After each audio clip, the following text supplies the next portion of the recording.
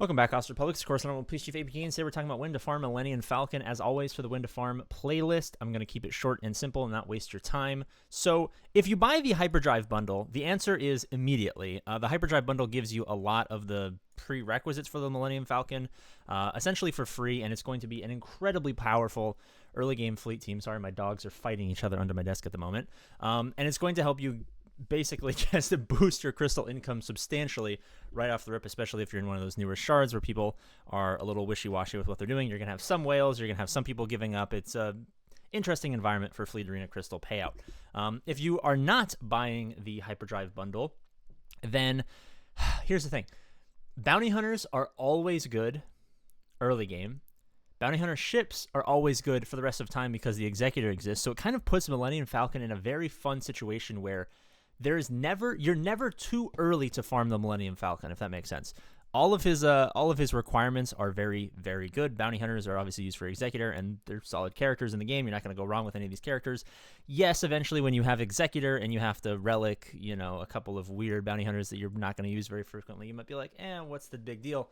But that's for a different video. So if you're, past 500,000 GP, you're level 85, you're doing grand arenas, you should theoretically already be pushing towards the Millennium Falcon passively, whether or not you know about it. The big problem is the ships take a long time to farm. Ships in general are really annoying, so I generally advise people that, honestly, like, as soon as you have some free resources, I know early game you're farming all this stuff and it's really overwhelming.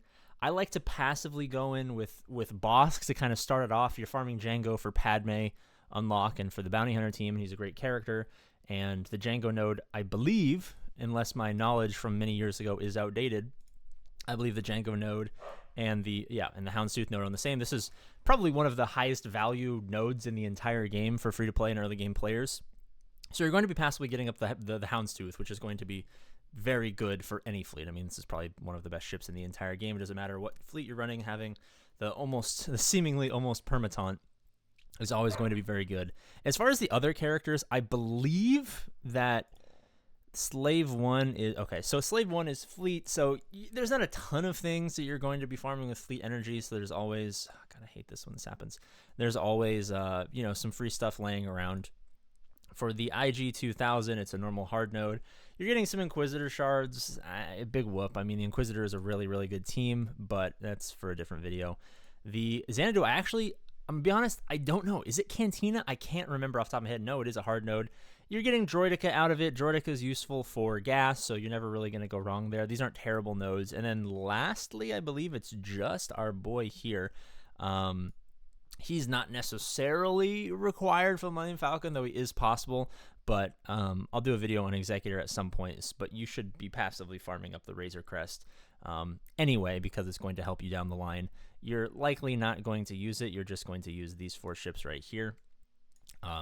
But I would hop on them as early as possible, as we saw, easy because fleet node, there's not a ton of demand there.